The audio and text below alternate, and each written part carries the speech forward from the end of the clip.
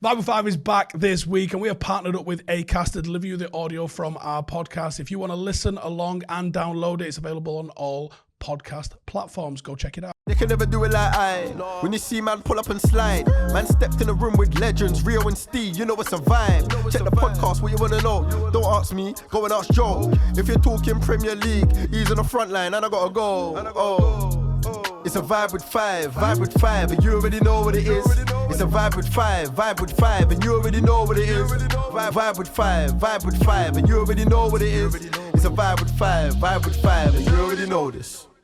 Yes, ladies and gentlemen, welcome back to this week's episode of Vibe with Five. You got here myself, Joel Beya, Stephen Howson, Rio Ferdinand, and a very, very special guest. The flairiest player that I know, Mr. Joe Carl. How you doing? You okay? Good, how you doing? Listen, Thanks for having me. We're very happy to have you here. But before we do this episode of Vibe with Five, you're doing a special charity that we want to talk about. Yes, I'm doing a bike ride, London to Amsterdam, starting on Thursday for my foundation, 11 Foundation. All the money's going to go to something called Onside, which is brilliant. It's a charity that builds youth clubs up and down the country, north and south. You know, for young kids, helping them get off the streets, getting into something positive. You know, mental health, teaching them how to adjust to life, giving them a safe place, a bit of food in their belly, learning how to do different skills is brilliant. And it doesn't get funded by the government. Yeah, I was going to say that it's such a good cause because a lot of the youth clubs I grew up in and around the country don't get the funding they need from the government. So the government, if you did, the new government would come in, it'd be nice if they put a bit of money back into the youth club. So well done, Joe. Or work with us, whatever, But listen, we're raising money, so you can click onto the link. The boys will put them onto all that. But Wayne Bridge is doing it with me, Steve Sidwell, the boxer Luke Campbell. So we've got a few boys, and Spencer and Terry, the guys from the construction tour, are bringing all their guys. There's about 40, 50 guys going there. It'll be good fun. I think it's 80 odd miles on the first day, 60 odd miles, and then 40 miles. Jesus, you're going to be walking like Trevor Burbick after Mike Tyson when you get off that bike. Do you know what? Just to start, obviously, retirement. Yeah. And you mentioned a couple of players, Wayne Bridge and Sidwell, that you're going on this bike ride. How have you adjusted to retirement? How have you found it? Do you have to keep doing things like this to keep busy? Well, listen, we know, don't we? Because, like, I've done. I climbed Mont Blanc with Wayne Bridge. I did the Free Peak Challenge. He's a physical freak. Yeah, put it this way, we did Mont Blanc, and it's tough. I think it's the toughest one I've done, like mentally, because your altitude, the weather, the elements physically, and then I'm climbing down the mountain and I'm hallucinating. I'm so tired. Like seriously, the mountain guide. I promise you, I'm nearly finished. We're 23 hours into 24 hours of just climbing with a few breaks and that, and Bridgie's just whistling away like he's going for a walk. He's walking the dog, and I'm arguing with a mountaineer, telling him why are we going up the mountain when we're going down the mountain, because I was hallucinating. I was so tired. And then I went home, got on the bed, and I slept for about 5 hours. Like I was gone. And he went and played golf. He's a beast, Bridgie. Wow. He was doing animal. I've never seen a fitter person. I think sorry, it's a battle of the left backs. Because I think like him and Patrice Evans might be going into a boxing fight. I think Patrice wants to. I think there was something muted. You need to speak to Patrice, mate. He needs to. Would Bridgie fold him up? I think so, man. I think so. Patrice, I need a response, Patrice. My man's back in Bridgie to bang you sorry, out. I love Patrice. I love Patrice. Yeah, I'd love to. Mate, he's already, Bridgie's got full money, that guy, that Made in Chelsea guy. Oh, yeah, he banged him out. And he absolutely seasoned him. It was one of them, the guy was getting held up by the referee. Do you know what I mean? Patrice is strong, but I know. Bridgie, like I've seen him on the bikes and stuff like that. He's an animal, but he can fight as well. Bridgie can box. Like, do you know, I don't know if Patrice might be a boxer, but Patrice can kick. We've seen him kick. Yeah, we have. Yeah. Some of your groundsmen and that. Yeah, I know. Yeah, I remember. I just want to draw it back. The link is in the description. Yes, please. Thank you. So please make sure you check it out. Now, listen, sorry, Steve. Go on, I was just going to say, did you do anything like this while you was playing, or have you just had to dive into this once you finished? No, just dived into it. I've always wanted to do these types of things. Like, whether it be I had the little boxing match, didn't I, and things like that. I always like to do that. But yeah, I think it's keeping me sane now in retirement. Do you know what I mean? Because I found it difficult. I don't know about you. I miss everything. I still play football now. I miss football. I missed the dressing room.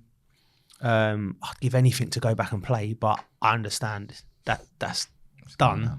Yeah. But when we go into BT Studios, the first thing my man's talking about is, listen to this, watch this, the Sunday team, mate. What happened there? He loves it. He's still involved. Yeah. Imagine rocking up on a Sunday, seeing flipping Joe Cole. Go home, not you. Go home straight away. Go home. Mad. But listen, sorry, I want us to give this guy some proper props, right? We forget sometimes what this guy has done. 3 Premier League titles, 3 FA Cups, 2 League Cups, 1 Super Cup, and a Champions League runner-up. Listen, mate, you are decorated, and I think that's going to roll us back to the beginning of his career and making the comparisons from the flair player to where he changed a little bit at Chelsea. You know, obviously it was worth it, but do you think it was worth it? Do you regret it? Do you different stuff? Rio, if you can lead us on. No, I mean, obviously, I'll just take you back to when Joe Cole we talk about superstar young players, and Joe Cole was the superstar young player. Like, he was one of the players that the streets knew about, but also the people that the tabloids and BBC and that all knew about Joe Cole, because he was that guy. He came to training at West Ham with the first team when I was a young first team player. I think he was 14, 15, played a 2-touch game, and he banged in like 2 or 3 goals, and like sitting there going, how's this guy doing that? How's he come and just mess the whole first team up the way he did? He was ridiculous. I used to stop after training to watch his game. Is it? Yeah, because I wanted to see him play. He was that good. I went to the FA Cup youth run to the final when they won it, all the games at Upton Park, I was there. So in that early development stage, like, was your talent natural, or was it something that was coached into you? It definitely weren't coached. Like, I was different as a type of player. Like, I think there's lots of players play like me now, or similar to, or play the modern day play. You know, the Grealishes, Maddison's, Foden. Yeah, you know. Is that what Joe Cole was as a kid? Do you think that's the player? Yeah, but these guys are more. They're more coached and in a system that works for them. But I was a pure street kid. I didn't play for a team until I was 10. My dad didn't know nothing about football. You know, and all I did was playground, you know, and then everyone would be going, George, you've got to get him into a team. You've got to get him into a team. And he'd be like, yeah, all right, okay. And it weren't until one of my mates' dads went, listen, I don't know, I'm taking him on Saturday to play for this team. And then within about 4 weeks, I just had all of the scouts looking at me. And it was because I just I'm quite obsessive about things. So I decided at probably the age of 5 or 6, it was all about what can I do with the football. So I'd be out by myself against the wall. Can I hit the crossbar there? Can I, then 2 or 3 lads would join in, we'd do a 2-on-2. And then you go and play with the older boys, and then can I do that skill? And if I couldn't do something, I couldn't accept it with a ball. Like, I'd just play until I'd be dragging. Do you know what I mean? And, it's like in the estate, you'd be 7 or 8 playing with like 12-year-olds. And they'd be better than you because they're older and they could do things. But I couldn't accept that. So I'd pretend I was going home, and I'd get into, we had a little garden, tiny little garden, no bigger than this room. And I'd just go out there until it was bedtime. And I'd just be up against the wall and just until I could do what all the other kids could do. And we had a lot of good players around, which helped as well. So yeah, it was completely self-taught, my style of football. And it was different.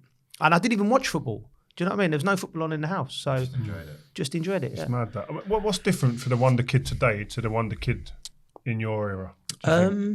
Well, I think today there's a lot more, there's a beaten track for it, in the sense that, like they all seem to, there's first of all, there's agents, everywhere, and they're trying to, advise and trying to, they see a little something in the kid and they want to help him, some the good ones, and then other ones want to try and I think so the parents talk, and there was none of that really. And I was sort of like the first one that sort of was talked about, maybe not the first one, but the first one that was talked about in such massive terms before I'd even kicked the ball. Michael Owen, you saw him. Yeah. You saw him for what he done for England under 15s, and then you saw him when he broke into England. With Joe, you heard about it's like mythical.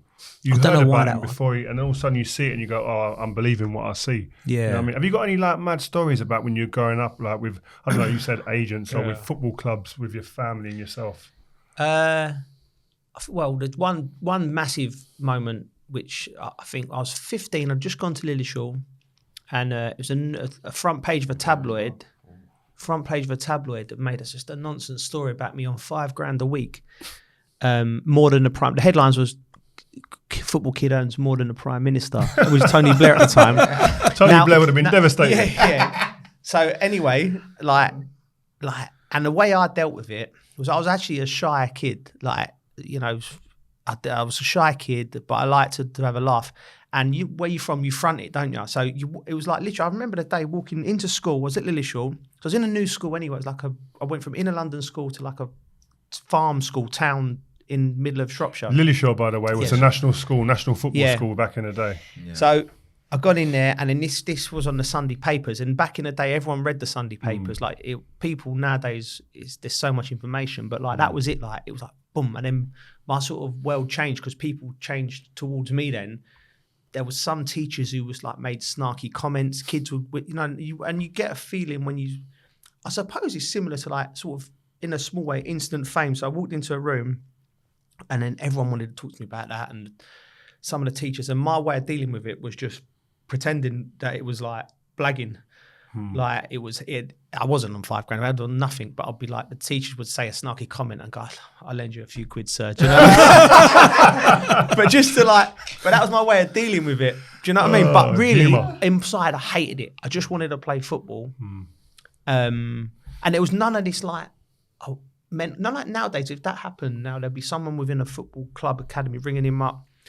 Does he need any support? Like, because going through, it's a big thing for a 14-year-old kid to go through, right? I had no say in it, and then everyone changed. You go around the ends, people were actually asking me to lend money, like grown adults. You know what I mean?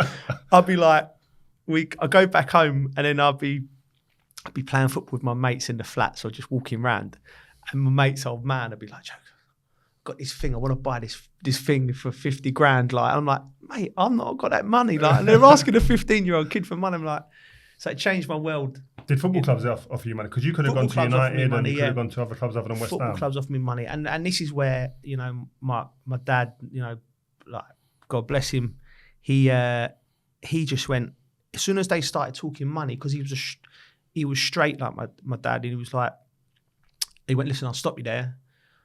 I won't be selling my son. He'll go where he wants to go. If he's happy here, he'll go there. Do you know what I mean? And it sort of took people on the back step because they're like, that's a man. You know, we didn't have a lot. Do you know what I mean? And there was clubs that offered money, and it probably still goes on now. I'm sure it does. Well, I know it does. But my dad was like, nah, he'll go, because it was all. Like I said, I went to West Ham when I was 12, and it was all happened so quick for my mum and dad. They didn't even know I was good at football. Do you know what I mean? So it's like, whereas a kid 6-year-old now, a parent knows he's good at football, and they seem to be like starting this journey with him and sending them to private lessons, coaching, blah, blah, blah, and they all preparing for it. My dad was just like, no, he'll go where he's happy. And I was happy at West Ham. So talking about West Ham, what was so good about West Ham and the academy? Obviously, you had like me and Frank come through there, Carrick, yourself, Defoe, Anton, Glenn Johnson, and so on, Leon Britton. Yeah. What was so good about it? Well, like you, like not just saying it, you played a big part in that, you and Frank, because, you know, I could see the journey was there, and I saw young players were getting a chance. And it's hard to explain. Actually, when I was at Chelsea years later and they were building the training ground, one of the questions that the guy who was designing it, they asked me, like, what is it that West Ham had? They heard you talk about the academy, me talk about the academy, and they talk about building the building. I said, well, the only thing I can think of was I felt part of it as a 12-year-old, because I'd go in at training and Rio and the first team would be coming in, and they'd mix with you in the same place, and we'd go and get sort of changed in the similar areas. And I said, the building was derelict. And Chadwell Leaf, like, should have been condemned 20 years ago. Yeah, it was like, cabins, wasn't it? Like, there was like, it was dreadful, but the people in it made it. And so he said, right, so we're going to try, and they tried to implement that at Chelsea when they built that, trying to make it close together and take some elements of that into the modern era. But it's always the people, and I just love the people there. Jimmy Hampson, Jimmy Frith, Tony Carr, Tony Neighbour, Jimmy Neighbour, good people, and then Harry, obviously, and Frank Senior, Rio and Frank. I could see the journey, so I was like, yeah, that's a bit of me, and I just loved it. Wow. Can I ask, who did you support? I was Chelsea as a kid, You was a Chelsea? and the only reason that I was Chelsea was the lad who, because I was originally, I'm from Camden Town, but went to school just off the Edgware Road because we was on from Lisson Green, people will know that from there. It's a big Chelsea area. And my pal, who dad took me to the football team, he was a Chelsea fan. So it was the first team I went to. I went there and that was like, that for Chelsea fans, like, that was a different team. It had the track round it. Track round it. It was like shed, yeah, and it was falling to bits. You know, it really was as a club. Like, people forget that, and that was the early 90s. You know, and so that was Chelsea. I remember watching a TV program, probably when you must have been 15, 16. So that sort of pressure on you as an individual must have had some impact. So I want to know, do you think that was a positive or negative impact? And I remember really distinctly that one of the things that he was talking about was how many touches you had on the ball every single time you got on the ball. That's obviously come from being self-taught, isn't it? Because people would limit the touches to 1 or 2. Yeah. Well, when I went to Lillishall, and another great coach in my life, Keith Blunt, right? Tough Yorkshireman, right? And he was old school English football. Clip it in the channel. Yeah, discipline, 4-4-2. But he was on my case from the day one. Like, he gave me the worst jobs because he must have known I come up with this reputation, and he was the first person I got to that had no interest in, like, even at West Ham, the coaches, they were like, probably were told, this kid's really talented, let him get on with it. Do you know what I mean? Yeah, I felt don't like overcoach. I wasn't, even at West Ham from a young age, I was allowed to express myself because they didn't want to upset me and they wanted to make me happy. So I went to Lillishall, and then Keith Blunt, he don't care. I'm passing through there for 2 years, and he just disciplined me and he really pushed me. So my job for 2 years was cleaning the change room. Was the worst job. Like, you know, the mop out, you had to wait to the end, bang, bang, bang, from 14 to 16. But he taught me, and he tried to make me play 2-touch constantly. And I used to always, like, you know, I was rebelling against it to say. And in the end, I think I broke him, the first player to broke him. Right? Because he went, like, you're not doing that. And after 2 months, he changed the system round. But the fundamentals were, like, I still had to be disciplined, work hard and do that. But he actually changed the system round. He said, and I spoke to him years after, he said, he was there 7 years. They played the same way, the England way, 4-4-2. So the only time we deviated from that was when you came for 2 years, and then we went back to it. I said to him, well, you should have stuck with it, shouldn't you? Because if you look at football now, and he went, and he was a lovely man, I love him. He went, do you know what? You was right. So even at 14 and 15, my instincts were, we were playing football the wrong way. And I was like, no, I'm going to... Where was they playing you? Or where did they switch to play? Left of a 4, right of a 4. But it was more so much inside, like, it was like you pop in inside, but it was more so much like, my thing was, right, no square balls. You have to play forward or back. I went, well, how are we ever going to keep the ball? Because if you keep playing it forward, you're going to run out of pitch. I said, sometimes you've got to have possession.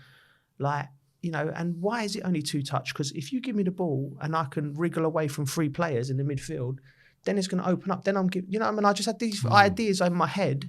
But he's like, no, this is where we're doing it. And I'm like, this is why they say that you are like ahead of your generation. Seriously, even just listening to him right now, you never saw football the same. And that's incredible to have at such a young age. Yeah. And it was perceived as ignorance and arrogance at the time.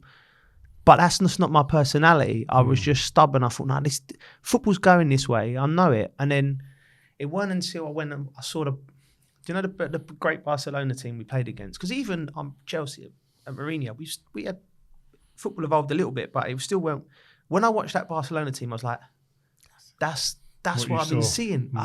That's what I wanted to play football like. And now most teams try and play like that. Do you think that? Listen, we've talked about and celebrated what you was as a kid. Like I said before, the streets knew who Joe Cole was and will forever know that, and the way you played football. Do you think that your game was changed when you went to Chelsea? Yeah. I know I'm fast forwarding a little bit here, but we're on the subject, so I might as well address it. And would you, if you could go again, would you keep it the way you played and gone Chelsea, or are you happy with that?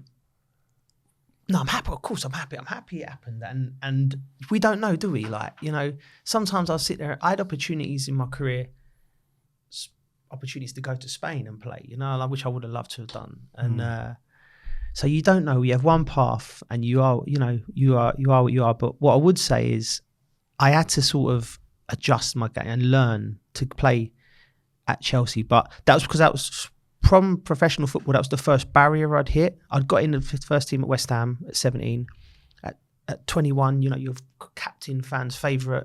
I wasn't in England. I wanted to be playing for England regularly by 21. I wasn't now. I was sort of on the cusp of it. Went to the World Cup, playing a few games here and there. But then I went to Chelsea in the first year. I just thought, stupidly really, because we'd signed Damien Duff, Mutu, Gronkia was there, Jeremy come from Real Madrid. But like ignorance, again, I thought, well, I'm going to walk straight into this team. And the first year, it's like I played 50 games, 25 from the start, 25 from the bench. I was part of it, but I weren't where I wanted to be. So then Jose come in and he left me out of the first game. His first game against Man United. And I was like, it took like out of the squad. I was like, wow, this is new. And then I thought, right, I just remember I'm going to have to do whatever to get into this team. So I listened, knuckled down, learned. I scored the winner of the next game off the bench against Birmingham. And then sort of from there on it kicked on. But I knew then there was strict things I had to do before. Did he pull you at any point and explain it to you? All the time, yeah. All the time. Sometimes with the carrot, sometimes with a stick. Like there was loads of occasions where he always, this is what I think is brilliant, man manager. We played, I can't remember we played. We won at home 2-0. It was a normal game, I think. I'd assisted a goal or a couple of goals. I thought I'd done really well, but at one point in the game... Should have cut back to Crespo, innit? Should have cut back to Crespo. Didn't think nothing, but I was trying to do the Olay. We go one around the goal, we'd give it the eyes. and I thought nothing of it. Just the generic home win, just like... And Crespo missed as well, didn't he? Yeah. He missed, he didn't read it, because I should have just put it in the goal. Yeah. But, and he come to me the next day, Jose, and he said, you do that again, you'll never... No, I think he said, you're never going to play for me again, just like that. With colourful language. Rago. I was like, whoa. Is that what he said? Yeah, I'm stretching my calf. And then walked off. Career done at Chelsea. Yeah. And then he left me out for a couple of games. And then he'd do things like, we had a big game against Barcelona and I was played in the game. I had a really good game. And usually at that time, it was Frank and Drogba and JT, big parts of the team, and he'd come and he sort of he'd grab me, and I never was one to, and he was literally just dragged me round Stamford Bridge, going clapping me. Do you know what I mean? And made me feel like, oh, I was flying. That night, you should have seen the confidence. What, in a nightclub that night? We just beat Barcelona, the great team that I admired. I had a great game, and he was literally. He was going, it's him, so. Yeah. And then 3 weeks later, he had me on toast. I ain't gonna lie. But you was on sub and just not arguing. Yeah, and then and then he was just brilliant. Man managed me. When I speak to him now, and he talks about it, and he says, he said, I saw potential in you, but you needed to do this, and this. I'm like, okay, fair enough. What was you like after wins? Was you one of them to get out and go in the club and enjoy it? And obviously it's different. I was. You know what stopped it, really? Obviously. Because we went out once when we were younger. I took Joe out one time. Remember that? Camden Palace. Yeah. For a garage race. Yeah. It was early days for him, brother. Do you remember? I was holding him up at some point. I've had there's been a couple of nights at Rio's. There's been some funny things. Probably not for this podcast. Hey, it's all on the table here. I think camera phones put an end to that. No, do you know what? You're right. And also, life and 20 kids, having kids, I mean, I was married at 27, so yeah. I was just gonna say, sorry, I stole your question, but before Jose came in, you had Ranieri first, right? The first year. Yeah. We always ask about the Jose relationship. What was he like, Ranieri?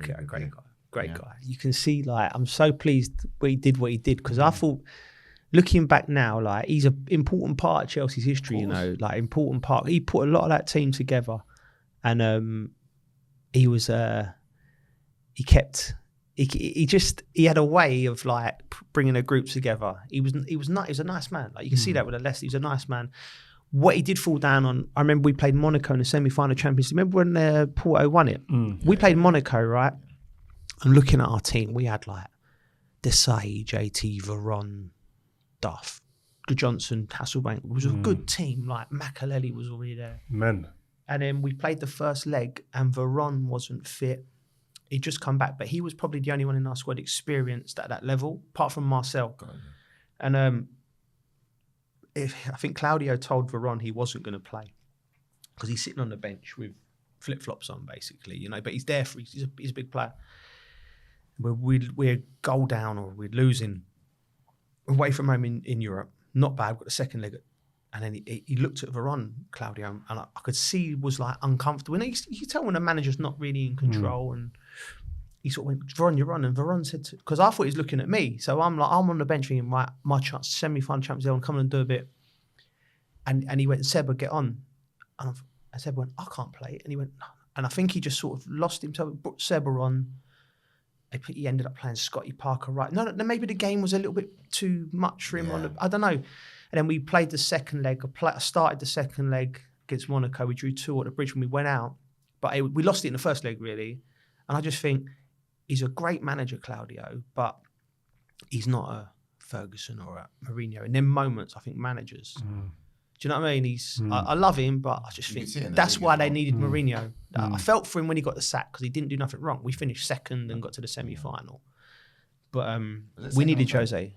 Second? There's a ruthlessness with the top ones, isn't it? Yeah, there's a ruthlessness. I mean, like with Jose, you look at Jose and think that he's just a ruthless individual. Yeah. At the right times, and he invariably got it right, didn't he? Oh yeah, definitely. Because them 2 years. I remember that. Obviously, you're the same as a United fan. I don't think it was going to catch them. I did. Yeah, we were talking off air. Yeah. How did you build that team? How did it get to being so dominant for them 2 years, and then how did it go hunger. Kind of go west a little bit? Our thing was the hunger, the togetherness, before the quality and the stature. You know, you have to remember, you have to go backwards. We was all, I think Jose said to us, right, he listed our names and said, you've won nothing, which we hadn't. Do you know what I mean? You won nothing. If you want to be winners, you come with me. And we bought into that. Then we started winning trophies. And then the second league title, I think we'd won 3 trophies by then. And then we just felt invincible because we were together and there was no, our big stars were emerging as big stars like JT, Frank. Now they were big stars 2 years later. Big players in world football, European football. And there was no, and then sort of like the club, we then had an opportunity, I think, to carry on down that way, get young, hungry players. Yeah, how did you let Man United back in our team? Because I didn't think it was, I thought this is an uphill battle. Well, man. Listen, Sheva come in, he was one of the best players in European football at the time, but he was 29, he had a hip problem. He played number 9, and we had Drogba as number 9. I think, hold on, we played 4-3-3 with one striker. How's this going to work? So, you don't. So anyway, they brought Sheva in, and he was just on that side of his career. I got so much respect for him. I think he's one of the greats. He's one of the greats. He was, but he was on that side of his career, and then he's playing out of position in a faster league than he's used to playing in a different country. Big price tag, and it just never worked for him. So, but you could feel that we were trying to get him into the team, accommodate him. So that meant it was Sheva and Drogba, then me, Duff, and Robben. It was one of us. Do you know what I mean? Like it weren't 2 of us, and then the other one was coming on. It was like one of us was coming on, and maybe 2 of us. So, and we didn't have as much of that. Do you know what I mean? And then Ballack come in, and we had Essien in there, and the balance was just really good. Like Essien and Makelele and Lampard, impossible. Yeah, one of the best midfields. Strength. Lamps would score you goals. It was great. And then Ballack coming in, very similar type of player to Frank. Yeah. We lost a bit of stability in there, and Ballack did well at Chelsea. He was a great player. He weren't Frank, though, was he? No, he weren't Frank, no. Like in that league, he wasn't Frank. And so we lost a bit of the balance. Hold on, what are you laughing at? Nah, you know what? Because Ballack in Germany, boy, that was something. German captain? I'm not saying he's not a great player, but I think Frank's a level up. But that says something about Frank Lampard because I kid you not, before Ballack coming into the Premier League, I would have picked him over Frank any day. Did you play against him for us in 2002, or that was before you signed on it? Yeah, I did think. Yeah, I did think they were trying to accommodate to Ballack, and I did think that because Frank was already the star. Yeah. That's why he got the nod. I think they signed a lot of mad players on mad cash, like Sean Wright Phillips on mad money. Shevchenko, I think, was 30 and 30 million. Sean Wright Phillips, as much as Wrighty, like when he come in, because I'd had my best season so far, and I was playing off the right of a free, and I'm sitting there in Barbados, and I'm just thinking, toes are in the water, and I'm looking at I'm like, we signed who? You know what I mean? Like, and I remember I had to go for a walk. I'm like, Wright Phillips is coming, right? And I love Wrighty. I love Wrighty. And I'm like, but it's competition. I'm like, okay, right. How did you deal with that competition? I had a walk. At that moment? I had a walk. I was like, by the time I got back, I swear to you, I went, right, I'm going to the gym. Yeah. Went to the gym. And then I went to the gym. On your holidays? Come back. It was a lovely holiday we had because it was not just me, my missus and my mum and dad. It was actually my mates as well and their missus and that. So they're bantering me. Going, you seen that? You need to get back in that gym. You know, Wrighty's coming.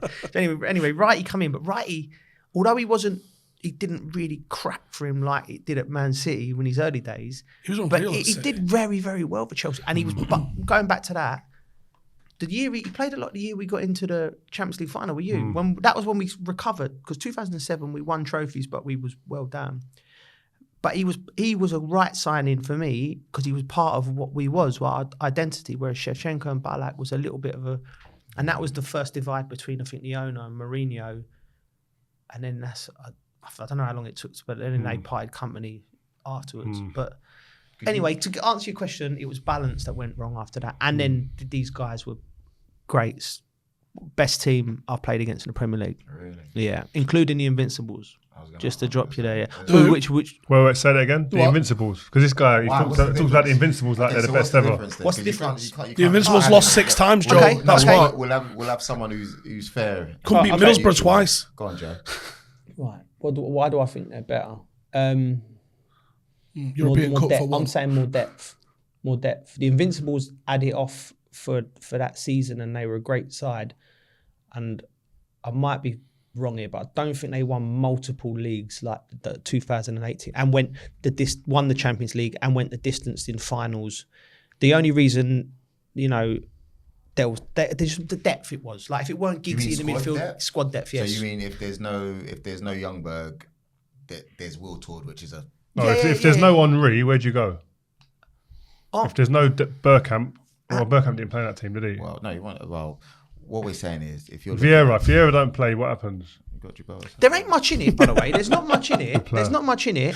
But I just know that you had Tevez, Ronaldo, and Rooney. Yeah, that was dangerous. 3 of at that time the best players in the world, all playing. No, Berbatov's year after. Year after, and then and then Giggs, Scholes, Owen Hargreaves at the time was Owen Hargreaves. Fletcher. He's a Fletcher. Do you know what I mean? Great team. But the Invincibles second, a very close second. I can't not give them the respect. Second best Arsenal team. Yeah, I agree with that. 98 team was better. Do you reckon? Undoubtedly, yeah. Okay. I didn't play against the 98. But that Chelsea side, are a joke. Chelsea side, you ran us to a penalty kick. Yeah. And did you come second in the league by a couple of points? Was that the first one at Wembley as well? We won the FA Cup, which we probably shouldn't. We got lucky. We got one there, and then the penalty kick points was like minimal, weren't it, in most of the seasons? And then we won it again back in 2010 when Carlo come in. When what? When Drogba was offside? I thought so. He was offside, wasn't he? Definitely was offside. Yeah. Yeah. That's mad. But that Chelsea team did run us extremely close. Does Avram Grant get the credit? Do you know Avram Grant? Right? Avram Grant has got the best points per game record of any Chelsea manager, right? And that's why I think that's why you got to give credit to this team, because in 2008, like that was probably Ballack had settled in and become an integral part. Shevchenko, I don't like too much because I love Shevchenko. He wasn't in the team that year, so we went back to it was me, Malouda, Sean Wright Phillips, Anelka, Kalou, Drogba. Do you know what I mean? So that was a front line to choose from. 6 or 7 or 8 players. Yeah, and then so we was, but all of them players there had emerged and become leaders. So Avram was very smart. People would think he let the players. It felt like the players were leading the way. John Terry, Frank Lampard, Makelele, Drogba, great characters. Do you know what I mean? So what went wrong then? Because for me, I feel like because he wasn't Jose. Yeah. Again, I think like a person's profile can dictate how long someone stays exactly. in the job. Well, we lost. Like, he came in. We lost the cup final, didn't we? Right. We lost the cup final, and we've got amazing points tally. We could have won the double. Yeah. Right. It could have been like that. It's like that. Anything. It's that much, then we win the Champions League. Right. And he gets sacked, and then I think Scolari comes in. Right. Yeah. He's Scolari, and then Big Phil, great manager, but he tried to change everything. So he tried to change everything, and we was like, no, we're so close. Like as players, way we trained, and then we went. So we're going in that direction, and Big Phil's gone, no, I'm the manager, we're going in this direction. And it ended up with him getting sacked 6 months later. How did that happen? Was it player, like we keep talking about player power? How did player power kick in, and what was it? There was a lot of rumours like at Chelsea, wasn't there? Yeah, I saw the rumours. I mean, from within, like, again, goes back to maybe my ignorance. I just didn't see it. Like, I've never ever in my whole career ever spoke to a director or a CEO or an owner. I had one dealings with the old regime, but so I don't know if the lads had like people's ears because I just didn't ask. You know, I just come in, played my football, had a bit of banter and went home. So I'm not sure it's the answer question, but there was a lot of rumours. But that was how Chelsea was being run at that time, and that's another reason. That was the continued decline. Although we still won trophies in that period, just not the big one. Then after Scolari, was it? Is that when Ancelotti? Ancelotti come in after Hiddink did a little spell. They had about a new manager about every 9 months. Yeah. Who was the biggest influence in terms of managers on your career? Do you think? Why? It's got to be Jose, really. Like he sort of lit a fire. I don't know, lit a fire inside of me that sort of it went right. I need to start winning things because I got scared. I thought I'm not going to win nothing in my career, and I'm looking around and everyone's winning trophies, and I'm thinking, look, now looking back, how can you judge a player's career? Is it on how many trophies they win? Because some of the best players some great players I know haven't won one trophy, but I know they're a great footballer, and I respect and admire them. And then some players I think have got like you can't fit into their trophy room, but I'm like, mate, you I'm not going to name names, but you ain't the best. Do you know what I mean? I'll name him. I was having a conversation with your boy the other day. No disrespect, but Phil Neville for me. What? I'll say it. When I look at those players, I think you guys would have done what you did regardless. And yes, you'd have made Phil Neville captain if he played for Arsenal. For Everton, good player, but that's his level right there. I don't look at the 99 treble winning team or whatever. Go on, name a couple others and you name Phil Neville. I think that's the first one that comes to mind. I'll come back to you, but yeah. But that's what I mean. A lot of people, I've heard Jamie Carragher say this before about like certain players like John O'Shea maybe, or I think he said like, I don't know, Wes Brown or whoever he said like that. They don't deserve to, they won't be any good anywhere else, but they are fulfilling the role that is absolutely needed for you to be successful on multiple fronts. So without those players, you don't win the Premier League and the Champions League or the FA Cup and the league or whatever, because it's impossible. Because these guys come in at different times of the season when there's suspensions or someone needs refreshing or whatever, or needs a bit of time out or injury, and they come in and give you minimum 7, 8 out of 10 consistently all the time. I disagree with that. John O'Shea played 400 games for United. Maybe John O'Shea. Is that an accident? Yeah, but they don't look brilliant. Sometimes these players ain't the ones that are going to come in and do a Rooney or Ronaldo, but they come in and their names aren't mentioned. That's all you want. Yeah. They go through it and do what they're meant to do. Making a lot of fans have that games in Euro 2000, getting us knocked out and stuff like that. No, for England's a different story. You can judge him, but for United, I agree with it. Like I feel particularly like. He captained Everton in the Premier League. That's a massive club. Do you know what I mean? That's cool. You just think he's you think he's that level, not United level. But I don't know, man. I just think if you see Phil Neville on the team sheet, you're having a good day. You know it. Phil's a good player, man. No, he's someone you know, but you know it. All right, we'll flip it the other way then, right? Yeah. So I'm talking great players like Paolo Di Canio's a great footballer who I'll pay to watch. He didn't win anything. Robbie Keane's another one. He didn't win a lot. He was a great player. I thought he was a fantastic footballer, but he didn't win anything. Did play for 7 of his boyhood clubs though. Exactly. Letitia, he's quite like. So anyway, get back to it. How do you judge a player? But I just had it inside me that, wow, I won't be satisfied unless I win some trophies. Do you know what I mean? So Whilst we're here, Culture Cams, who's in the building, he had a fantastic question when you came in. Yeah. And we've got here Joe Cole at West Ham and Joe Cole at Chelsea. Yeah. Now, what's the difference between these two Joe Coles? That's Cam's question. It's a good question. Simple maturity as a footballer, I think. But I wouldn't change either. Do you know what I mean? Because although West Ham we didn't win anything, I had so much fun. I had great. I loved it. And where was you happiest? Oh, good question. Was you 18 when you moved? I'm always, to be honest with you, no, I was 21. Oh. So I'd played 17. I played nearly 200 games for West Ham, I think. 180s something. But no, I don't know what's that. I'm not sure. Do you know what? The only club genuinely I've not been happy at, and this isn't like the detriment to them, was when I went to Liverpool. Do you know what I mean? No, it just was. We'll probably get onto that, but and that's not. It wouldn't have to do with the people, the fans. It was just the timing, and I think being away from London for the first time really affected me. I was like, "What's going on here?" Yeah. So, but I was. What kit you wearing? Me. Ooh. When you see yourself probably as a player? Chelsea. My fondest memories are with Chelsea because of simply the moments. The bigger moment. I'm playing Champions League, but that's not just like I still.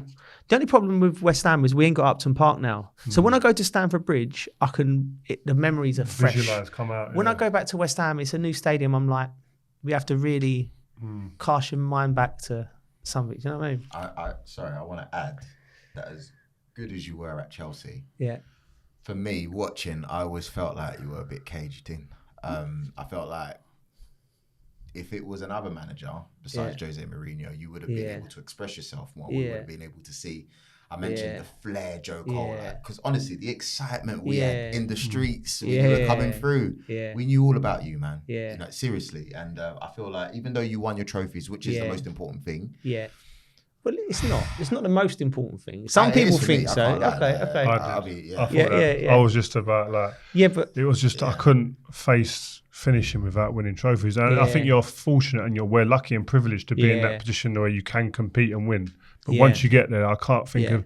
I sacrificed parts of my game, so that I could be part of a team that won because it's just that's all I cared about. It's mad. In what way, Rio? Just like the flair stuff. I always say my mindset as a centre half was after a game, if we won 3-2 or we got beat 5-1, and I took on the centre forward and done a bit of skill, I've had a good game. Like before United. But you know before what? United, that was how I used to think. Imagine him now, like just bringing the ball into midfield. It'll be glorious. It'll be. And the thing is, what we didn't realise, managers are going, don't take no risks in that, but. Now, take risks, because if you come into the midfield and take people out, and I can then take up a different position up the pitch, I'm not 20 yards back, and then I can get the ball received, and then I can go at someone. Do you know what I mean? So we was just, I think both of us, me more than Rio, I think, I agree with you in the sense that I could have done more in my career, but it wasn't it wasn't for want of trying or it was just that the system weren't ready for my type of player to really express myself. And then obviously managers I played for.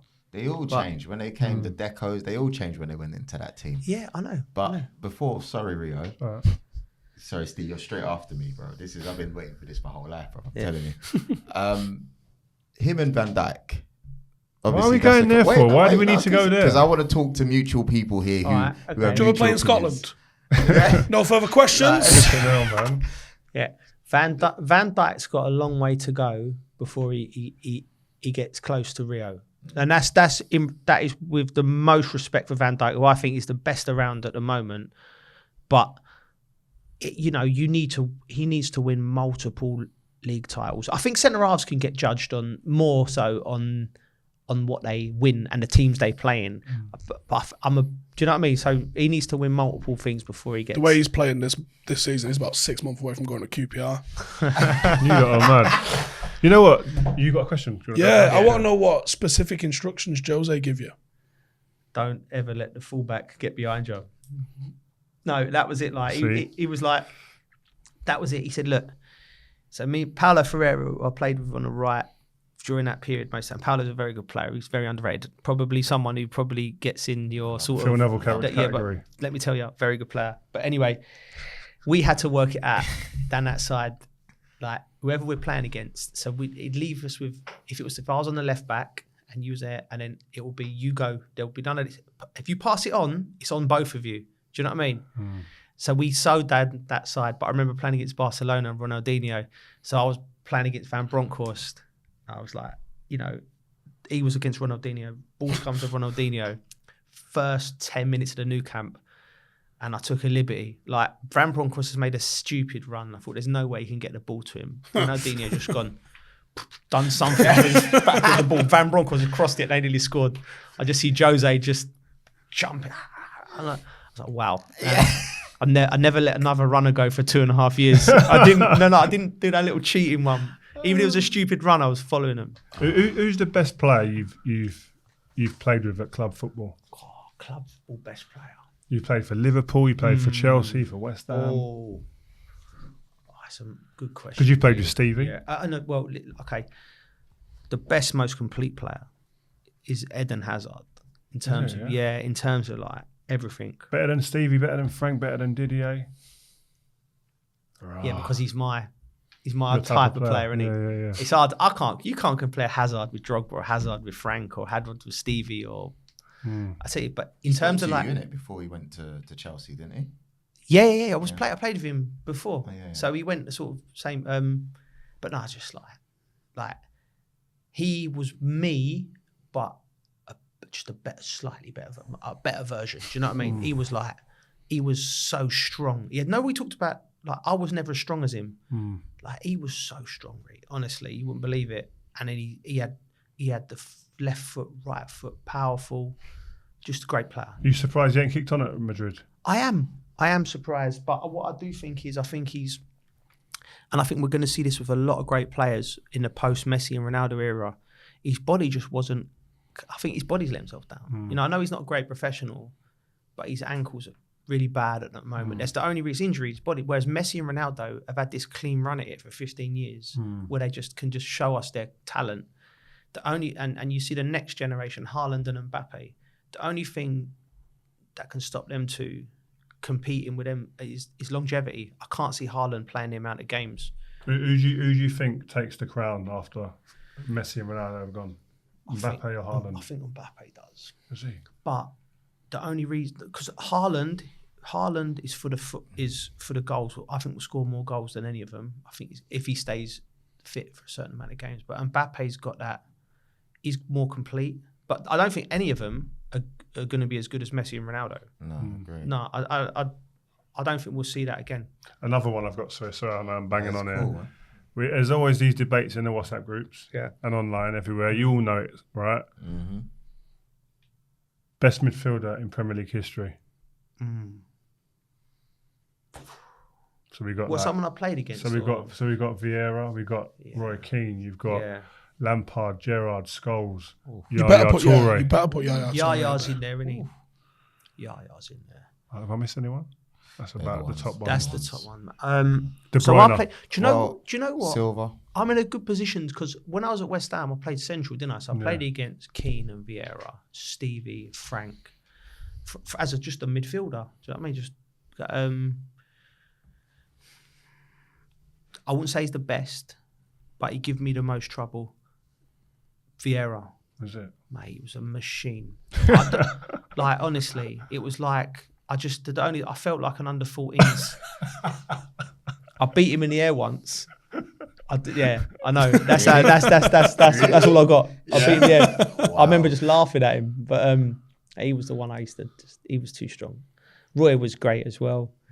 Frank was just like Frank. Like, I played against Frank when he went to Chelsea, and obviously I've known him for years, right? And this is how I used to feel for playing against, when we used to play together at Chelsea and other teams, and Frank used to score 2 or something. And I'd look at their midfielders and they'd be like that. I know. I played against him, directly against him. I'm like, right. As soon as the ball, I trained myself, as soon as the ball was away, where's Frank? And I did it for 88 minutes. And in the 89th minute, he just run off the back of me and he just hit the post. And I was like, he just has a knack of getting there. Do you know what I mean? And for years, I was like, I felt for every midfielder playing against him because he's just got this special thing. He said that the other day. I interviewed him and he said that the last 15 minutes is when he come alive as well. Because he said that physically and mentally, he's run so many times in the box that their opponent's drained. That's when, because I was fit. He said, I pride myself on being super fit. And then in them moments I get in there, it's about quality. Madness. What about Stevie and Scholesy? Stevie, Scholesy, Frank, who are you taking? So you've picked Vieira for the all-time. Vieira, like all-time hardest to play against. Okay, cool. I'll take that. I'd say the most complete is Stevie because he could do everything. That's my guy. Couldn't pass it 5 yards though. The most complete. I'd say the most complete is Stevie. Yeah. Like you have to put some context on the question because if I'm managing a mid-table team and I get to have any one of them players at the age of 21, I'm taking Stevie. I think because even when things are going wrong, he can drag you out. There you go. Joe Colt says Steven Gerrard's a mid-table player. Honestly, I'm with you, man. Okay. That guy. Okay. And it's impossible question. You maybe ask me tomorrow, I'll change my mind. Yeah. It's always, for me, it's always between him and Scholes. It's really hard to pick, man. I got my Scholes. Frank's always, you'd probably, if you ask most people, Frank would be third on that list, wouldn't they? I would imagine, unless you're a Chelsea fan. No? Yeah, no, he says differently, but he has this agenda, so it's you can't count Scholes, and then about 6 mile before anybody else. Then it's Lampard, then Carrick, then Steven Gerrard. I think it's. What are you laughing at? I think it's Frank because Liverpool, isn't it? It's Liverpool, but you can't talk about Liverpool with him. He's just too on it. Before you move on, Xabi Alonso was the best midfielder in that team. Before you move on, there was I heard on your podcast. And there was a lot of talk about you, Rio, and Frank. And one thing that I thought stood out more than anything is the element of hard work. You guys were seen as natural talents, played for England pretty young. I know, Frank played more consistently at the age of 24 consistently. But you were seen as the talents coming through West Ham. Can you talk about the work ethic that yourself, Rio, and Frank showed that people do not see? It's something that was ingrained in us. And like I said, I thank Rio and Frank for giving me the good examples that I needed because Frank and Rio would be like the intensity of the way they trained, and then Frank would get his spikes on and do his bit. Rio would be doing his work afterwards, and then I just thought, it's all about culture, ain't it, at the club? And I'm like, what? I wanted to play football anyway. My idea of work, I used to get the ball after training and I used to go, do you know the back of the gym up against the wall? Like I was a kid and just be working on 1 and 2 touch off the wall. Then I'd do a bit of finishing.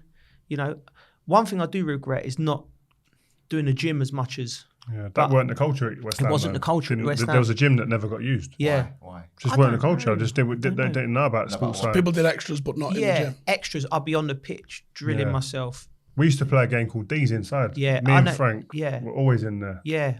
Again, I used to get in early for training, like soon as, and play D's until training. So what's D's? Oh mate, it's the best game ever. We need to pattern this. Yeah, like it's like at one. It's like an 8-a-side pitch. It was indoors, and the 5-a-side areas is like a semicircle. So you'd have 2 players or 1 player at one end and 2 players at the other end or 1 player, and you had to get the ball from your D area into the other D. And it couldn't bounce. If it bounced outside or it hit the back wall, it was a point to the opposing team. But you had 2 touches to get it back. So touch and then play back. Sometimes the elite was you had to let the ball settle. You had to bring it down so it remained bouncing for your mate to volley it back. It had to be a volley or half volley. And what about the back wall as well? Yeah. There was a little extension, right?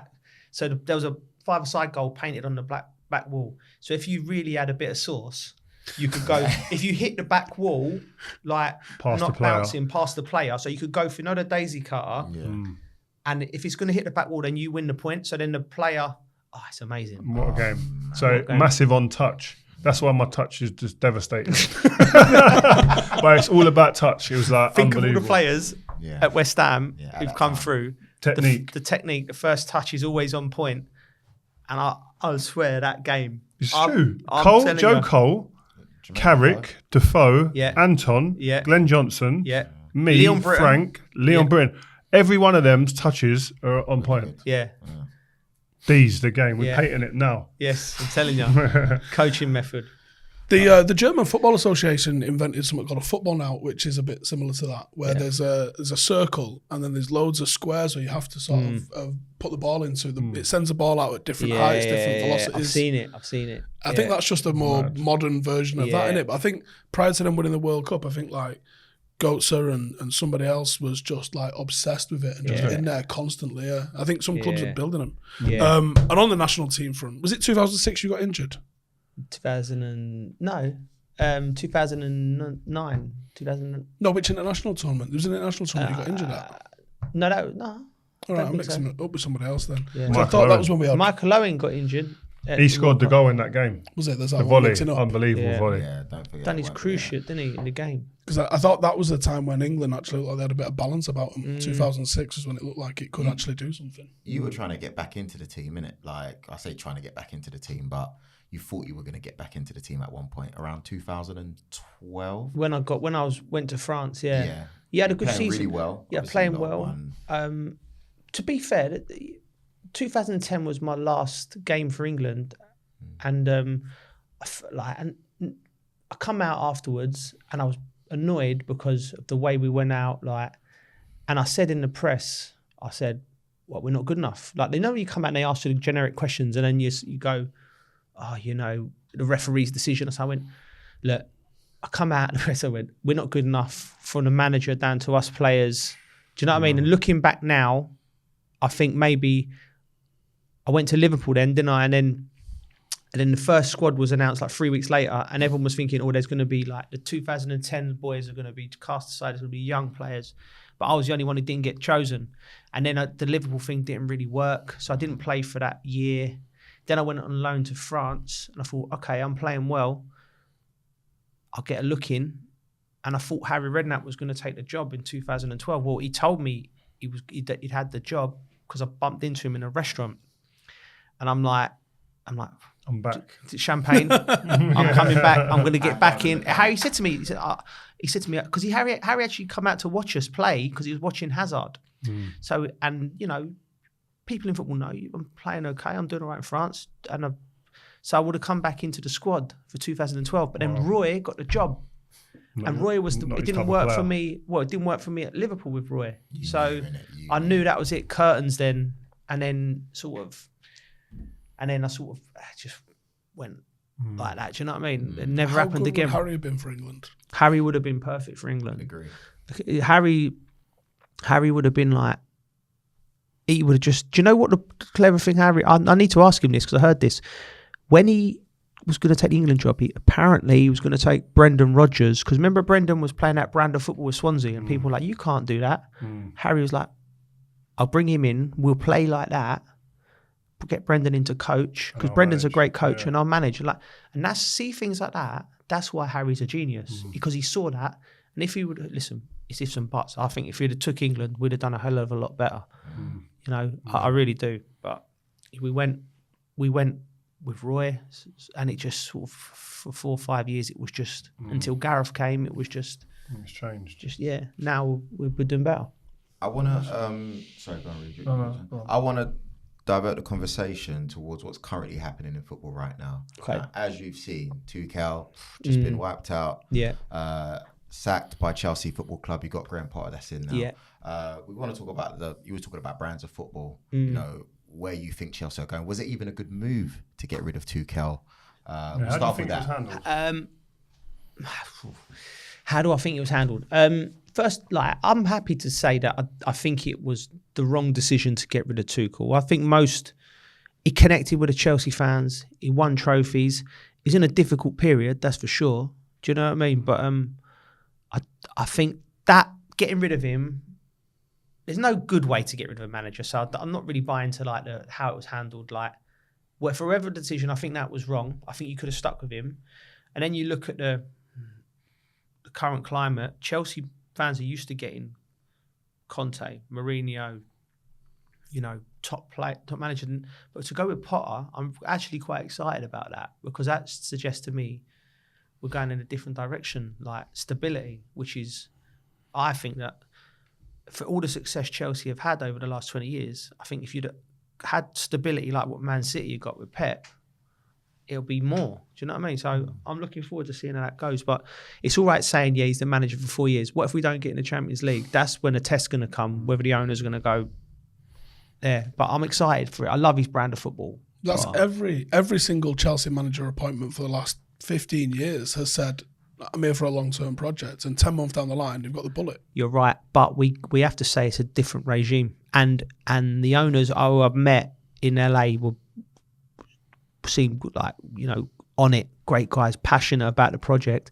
And they're American sports teams. They get a manager in and they stick with them. Okay. So maybe we can see, only what time will tell. Do you know what I mean? Because you're certainly, if you're looking for instant success, I don't think you go with Potter, because there's no track record of him winning. So it must be that with Chelsea are changing tact. But I feel for Thomas Tuchel. I just think he's harsh, isn't he? Top manager. I'll take him today. Mate, I tell you, he'll be kicking themselves a little bit. Man United, this didn't happen 3-4 months ago. Well, we worded him up apparently, didn't we? We did apparently sound him out, or Ranić was part of sounding him out, and he said apparently out of respect for Chelsea, he said no. Really? Do you know what? That's fair. That's the kind. I think, I don't know how the Ten Hag thing's going to go. It's all looking promising at the moment, but I mean, Thomas Tuchel is exactly what Manchester United need, like that type of character. I think he can galvanise a group. I think Ten Hag's doing all right. I think Ten Hag's doing all right, and I'm happy to wait to see where it goes. He's had a couple of good games. I don't want to drop no grenades into to Manchester, but Does he just say he's had a couple of good games? Wow, what's the grenade you got? No, but I was just saying, like, Ten Hag just thinks he's comfortable, and then I'm throwing Thomas Tuchel in for his job. But do you know what I mean? Like, that's what I don't want to. Like, was sacking him after 2 games. Don't worry about it. I know, but no, I think he's different gear, Thomas Tuchel. I think, and history, we'll see. Time will tell, innit? I think he ends up back at Dortmund, mate. Do you reckon? I think he goes. Where else? He's in at PSG, isn't he? I don't know where he's in it, but I think when a big job comes up, his name will be at the front of the queue. Mate, there'll be some nervous managers at the top level. I think that's the thing, innit? Like, when Chelsea got rid of him, obviously there wasn't a massive name in the mix. I think that's probably one of the reasons you've gone with Potter. I think Potter's got a lot of credit, and I think the brand of football with the budget that he's had to put it together is mad, but there's zero evidence he can do it with superstars. There's zero evidence he can do it with a budget. The thing is, though, when do you get that chance then? Yeah. You do all the work, you do all the work that you do at the lower level clubs to get an opportunity at a big club like Chelsea. So I'm pleased. He's English, and I think I'm pleased with that as well. So just roll on. Well, listen, Joe, man, really appreciate your time, man. Cool. Thank you very much. Listen, and good luck with the bike ride as well. Thank you. Yeah. Please tell us a little bit more about it again, one more time, please. So, how much are you trying to raise? We're hoping to raise as much as possible, but all the money is going to be going to Onside Foundation. And I said it's brilliant because it gets kids off the streets, gets them into programs, educates them a little bit on how, little things like how to interact, how to conduct going for a job, an interview, things like that, little things, workshops, life skills, workshops, and there's a lot of kids that just need it as a salvation, a place to go. Like I said, there's a brilliant one in Dagenham. If anyone's in the local area, Onside, and their kids, I don't know, they might be listening to this, get down there. There's everything in there from rock climbing, basketball, football, cookery, dance. It really is a great place. And especially now, with kids, they need that now. It's such a confusing time. They need to know that there's people out there who've got their back and helping them out, especially privileged people like us who are in good position. So, and so follow the link. Follow the link, please. Put some money in. Good. Thank you. Thank you very much for watching this episode of Vibe with Five with the legend Joe Cole. Thank you very much. Thank you. All right.